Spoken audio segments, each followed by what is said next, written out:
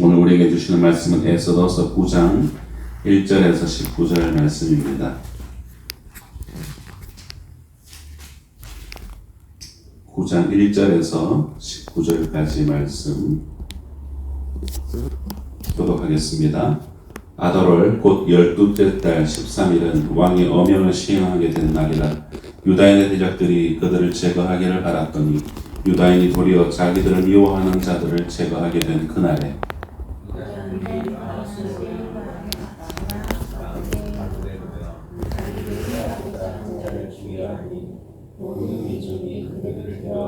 너희 말을 잡았고 각 지방 모든 지방관과 대신들과 총독들과 왕의 시무를 보는 자들이 모르드게를 두려워함으로 다 유다인을 도우니 이 사람 모르드게의 명성이 각 지방에 퍼지더라. 유다인이 칼로 그 모든 대적들을 쳐서 도륙하고 진멸하고 자기를 미워하는 자에게 마음대로 행하고 또 도성 수산에서 500명을 죽이고 진멸하고 또 바산다다와 달본과 아스바다와 아달리아와 아리다다와 바마스다와 아리세와 아리데와 외사다 곧 함무다다의 손자여 유다인의 대적 하만의 10아들을 죽였으나 그들의 재산에는 손을 대지 아니하였더라. 그날 도성 수산에서 도륙한 자의 수요를 왕께 아뢰니 왕이 왕후 에스더에게 이르되 유다인의 도성 수산에서 이미 500명을 죽이고 멸하고 또 하만의 10아들을 죽였으니 왕의 다른 지방에서는 어떠하겠느냐. 이제 그대의 소청이 무엇이냐 곧 하겠노라. 그대의 요구가 무엇이냐 또한 시행하겠노라 하니 에스더가 이르되 왕이 만일 좋게 여기시면 수산에 사는 유대인들이 내일도 오늘 조서대로 행하게 하시고 하만의 10아들의 시체를 나무에 매달게 하소서 하니 그대로 행하기를 허락하고 조서를 수산에 내리니 하만의 10아들의 시체가 매달리니라. 아달월 14일에도 수산에 있는 유다인이 모여 또 300명을 수산에서 도륙하되 그들의 재산에는 손을 대지 아니하였고 왕의 각 지방에 있는 다른 유다인들이 모여 스스로 생명을 보호하여 대적들에게서 벗어나며 자기들을 미워하는 자 7만 5천 명을 도륙하되 그들의 재산에는 손을 대지 아니하였더라. 아달월 13일에 그 일이 행하였고 14일에 쉬며 그날에 잔치를 베풀어 즐겼고 13일과 14일에 모였고 15일에 쉬며 이날에 잔치를 베풀어 즐긴다. 함께 읽겠습니다. 그러므로 시골의 유다인 곧 성이 없는 고을고을에 사는 자들이 아달월 14일을 명절로 삼아 잔치를 베풀고 즐기며 서로 예물을 주더라. 아멘. 아하수에로 왕 제12년 첫째 달 13일에 서기관이 소집되어서 하만의 명령에 따라 페르시아 전역에 사는 유다인들을 각 그곳에 있는 각 사람들의 언어로 조서를 써 보냈었죠. 그들을 죽이고 재산을 탈취해도 된다라는 명령이 떨어졌습니다. 그렇게 70여일이 지난 시왕을 곧 3월 23일에 반전의 역사가 일어나 다시 서기관이 소집되어 모르드게의 명령에 따라 또 페르시아 전역에 유다인을 진멸하려는 자들을 진멸할 수 있도록 그렇게 재산을 탈취할 수 있다는 조서가 온 페르시아 땅에 전파되었습니다. 마침내 기일이 지나 이 아달월 12째 달 13일이 되었습니다. 하만이 주도했던 조서대로라면 이날 하루 동안 유다인 모두는 죽임을 당하고 재산을 빼앗겨야 했습니다. 그러나 모르드게가 주도하여 반포했던 이 조서 때문에 그 내용이 뒤집혔고 유다인이 오히려 이날 하루 동안 자신들의 대적자들을 죽이고 그들의 재산을 탈취해도 되는 날로 바뀌었습니다. 하나님은 하만의 그런 악한 계략이 아하수에로 왕 앞에서 왕과 제국을 향한 충성심으로 보장되는 그러한 모습을 막지 않으셨습니다. 그 계획이 왕의 조서를 현실화되고 페르시아 전역이 반포되는 과정도 하나님은 허락하셨습니다. 하나님은 어디에도 계시지 않는 것처럼 보였고 예레미야를 통해서 주셨던 약속, 하나님의 백성들을 보호하시겠다는 그 약속이 이제 곧 휴지 조각이 될지도 모르는 그런 상황처럼 보였습니다. 예레미야 30장 16절은 이렇게 기록하고 있습니다. 너를 먹는 모든 자는 잡아먹힐 것이며 내 모든 대적은 사로잡혀 갈 것이고 너에게서 탈취해 간 자는 탈취를 당할 것이며 너에게서 노략질한 모든 자는 노략물이 되리라. 이 예언이 이제 휴지 조각이 될 상황이 처했다는 것이죠. 그러나 우리가 이야기의 결론을 알 수 있듯이 하만이 주도한 이 조서가 반포된 날로부터 모르드게가 주도한 조서가 반포된 날까지 약 70여일의 이 시간적 차이는 유다인의 숨은 대적자들의 누구인지 그들이 일일이 눈으로 확인할 수 있는 그런 시간이었습니다. 유다인을 마음껏 죽이고 그들의 재산을 탈취해도 좋다는 이 처음의 조서를 기반 삼아서 유다인의 이 대적자들은 호기롭게 자신들의 정체를 드러내고 그 70일 동안 매우 의기양양하게 유다인을 위협했을 것입니다. 70일을 지나는 동안 하나님은 자기 백성이 아닌 따위는 안중에도 없는 마치 아주 무심한 그런 하나님처럼 느껴지지만 하나님은 그러한 상황 속에 그 이면에서도 역사하고 계셨고 하나님의 백성들이 진정으로 안정된 삶을 살아갈 수 있도록 그 기반을 하나님은 준비하고 계신 것이죠. 우리의 시간표가 아니라 하나님의 시간표대로 하나님은 그 역사 이면에서 운행하고 계셨다라는 겁니다. 이웃과 하나님의 심판의 시간 12째 달 13일이 다가왔고 우리는 그 악을 송두리째 심판하시는 하나님을 오늘 말씀을 통해서 볼 수 있습니다. 사랑하는 성도 여러분, 이 에스더의 이런 역사적인 배경은 우리가 살아가는 세상과 너무나 많이 닮아 있는 것 같습니다. 한 사람의 생명을 함부로 다루고 오직 자신의 관심사에만 매몰되어 있는 왕이 있고 무고한 이민자나 피지배인들의 생명을 하찮게 여기는 주변 사람들이 있고 스스로를 높이는 데 혈안이 되어 있는 수많은 관료들이 있습니다. 이런 왜곡된 조직과 사회 구조 속에서 우리는 종종 하나님은 어디 계신가 하면서 탄식하며 울며 고난받을 때가 있습니다. 그렇게 악이 기승을 부리고 있기 때문에 나의 작은 힘으로는 이런 거대한 악을 넘어설 수 있을까? 마치 그 장벽에 부딪혀서 자포자기하고 괴로워하는 그 절망감에 사로잡힐 때도 우리의 삶에서는 종종 나타나죠. 그러나 아니죠. 그들이 기승을 부리는 이 시간은 자신들의 악을 만천하에 드러내는 이 70일과도 같은 것입니다. 그러므로 우리에게 필요한 것은 그것을 기다릴 수 있는 믿음과 인내입니다.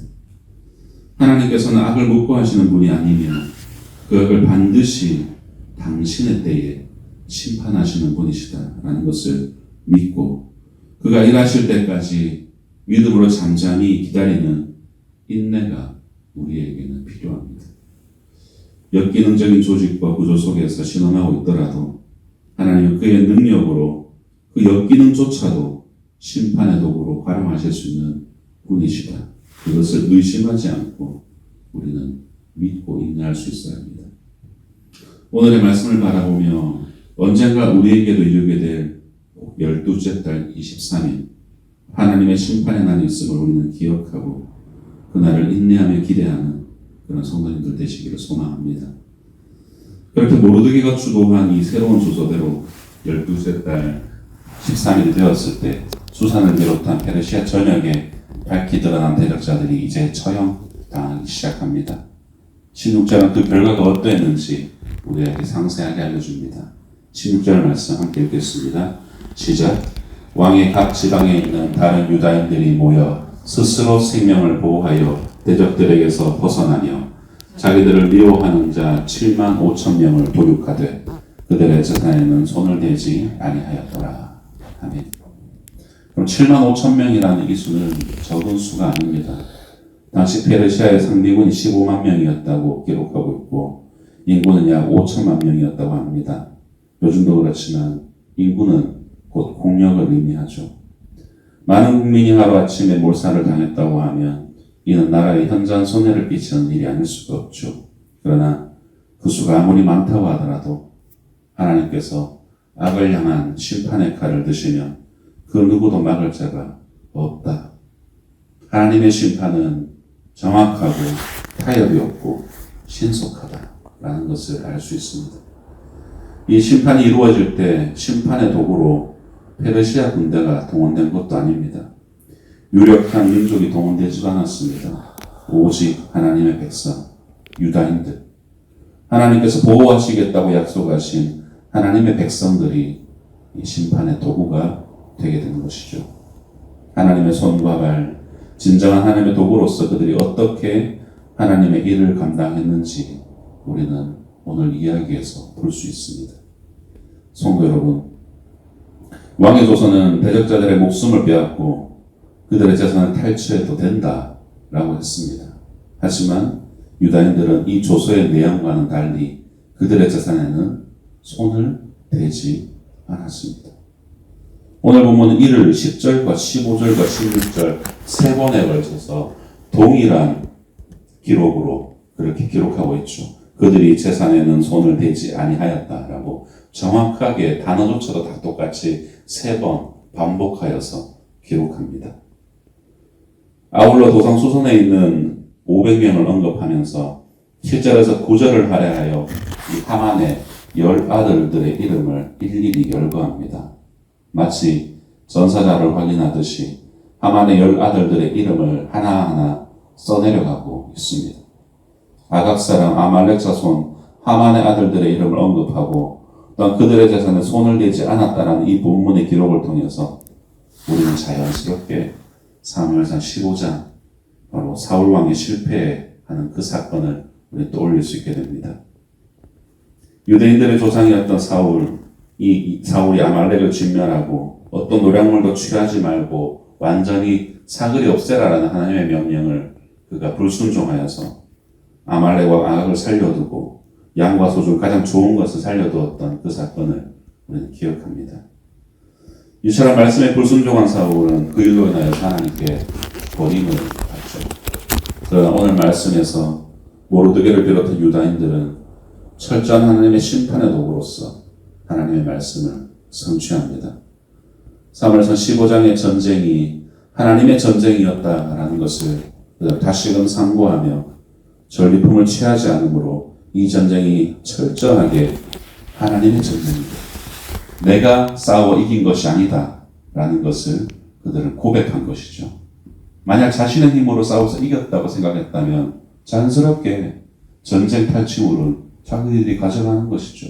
왜요? 내가 이겼으니까. 그런데 이 싸움은 하나님의 싸움이다 라는 것을 온전히 고백하는 행위가 탈취물을 취하지 않은 것에 있다는 것입니다. 결국 사망의 날이 될 뻔한 이 날이 말씀의 성취, 반전의 역사를 맛보는 생명과 축제의 안식의 날이 되어버렸습니다. 백성들은 이를 그냥 넘어가지 않고 하나님께서 그들의 삶에 역사하신 날을 기억하며 제비 뽑다라는 풀에서 단어가 기원되어 불임절이라고 그들은 인정하게 됩니다. 그래서 수산에서는 이틀 동안 이 불임절이 진행되어서 이틀 뒤인 아달월 15일을 나머지 다른 지역은 아달월 14일을 명절로 삼아서 하나님의 날로 그렇게 기억했습니다. 오늘 본문 17절과 17절에서 19절까지 말씀을 함께 읽겠습니다. 시작. 아달월 13일에 그 일을 행하였고 14일에 쉬며 그날에 잔치를 베풀어 즐겼고 수산에 사는 유다인들은 13일과 14일에 모였고 15일에 쉬며 이날에 잔치를 베풀어 즐긴지라. 그러므로 시골의 유다인 곧 성이 없는 고을고을에 사는 자들이 아달월 14일을 명절로 삼아 잔치를 베풀고 즐기며 서로 예물을 주더라. 아멘. 성도 여러분, 모르드게는 이 하만의 칙령을 뒤엎는 조서를 반포하였을 뿐만 아니라 그 조서를 직접 수행하여서 유다인을 제거하려던 자들을 모두 척결하였습니다. 하나님께서 일어서실 때를 기다리면서 마침내 때가 왔을 때 하나님의 손과 발이 되어 하나님의 심판을 수행해가는 도구가 되었던 것입니다. 모르드게는 취해도 될 법한 재물을 취하지 않고 하나님의 말씀에만 집중했습니다. 그때 하나님은 모르드게를 모든 민족들 가운데 높여주시고 두려운 존재로 만들어주십니다. 3절과 4절을 보십시오. 각 지방 모든 지방관과 대신들과 총독들과 왕의 사물을 보는 자들이 모르드게를 두려워하므로 다 유다인을 도우니 모르드게가 왕궁에서 종귀하여 점점 창대함에 이 사람 모르드게의 명성이 각 지방에 퍼지더라.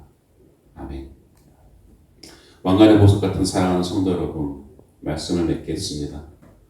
세상 사람들의 기준대로라면 얼마든지 해도 되는 것들이라고 하더라도 성도에게는 말씀의 삶을 성취하기 위해서 기꺼이 포기하는 그런 결단이 필요하기도 합니다. 유다인들은 자신의 대적자들을 죽이고 그들의 재산을 빼앗는 세상적인 방법의 복수를 선택한 것이 아니라 이 모든 것을 하나님이 이루신 일이라고 받아들이고 말씀을 이루는 주님의 도구가 되기를 그들은 선택을 했던 것입니다. 하나님의 손에 붙들린 자가 되기로 결단했다는 것이죠. 한층 더 고차원적인 삶의 차원으로 그들은 승화시킨 것입니다.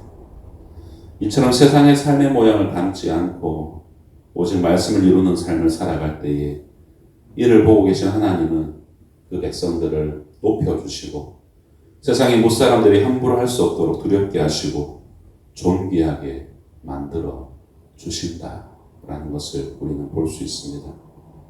여러분, 우리는 거룩한 무리, 성도이기에 우리 자신을 말씀을 이루는 도구로 여기고 삶 속에서 이를 성취해 나가기 위해 더 높은 차원의 삶의 수준을 목표로 삼고 한 발 한 발 내디딜 수 있어야 하는 존재들입니다.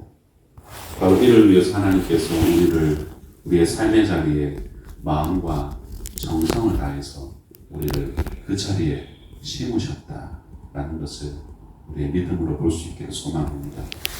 우리가 이렇게 살아갈 때 여러분, 세상이 우리를 쉽게 보지 못합니다. 세상이 감당하지 못하는 그리스도인의 삶이 되어지고 그것이 바로 우리 앞에 놓여져 있는 성도의 삶이다 라는 것을 잊지 마십시오. 그런데 여러분, 이러한 삶이 그냥 사라지는 것이 아니더라는 거죠. 우리 중심이 하나님 앞에 바르게 서 있을 때, 하나님을 깊이 인식하며 살아갈 때 비로소 감당할 수 있는 삶이다라는 것입니다. 부디 우리가 당면한 오늘이라는 이 현실 속에서 말씀을 이루어 나가는 복된 한 날 되시기를 주님의 이름으로 축복합니다. 기도하겠습니다. 천지 만물을 지으시고 모든 것을 뜻대로 이루어 가시는 하나님 아버지, 마침내 일어서셔서 악인을 심판하시되 끝까지 심판하시는 하나님 아버지의 모습을 보게 됩니다. 하나님이 계시지 않는 것 같은 세상 속에서도 하나님은 여전히 살아계시고 그를 의뢰하는 백성들을 보호하시고 그들로 옳은 길을 걸어갈 수 있도록 인도하시는 분이심을 알게 해주시니 감사드립니다. 하나님, 오늘도 우리 앞에 놓여져 있는 이 성도의 길에, 성도의 자리에 우리가 적극적으로 순종하며 하나님의 말씀을 이루는 복된 삶을 살아갈 수 있도록 하나님 손에 붙들린 자 될 수 있도록 우리를 붙들어 주시옵소서. 나를 통해서 하나님의 이름이 높여지기를 원하오니 하나님의 도구로 살아갈 힘을 공급해 주시옵소서. 주님과 함께하기를 간절히 원하옵고 살아계신 우리 주 예수 그리스도의 이름으로 기도드립니다. 아멘.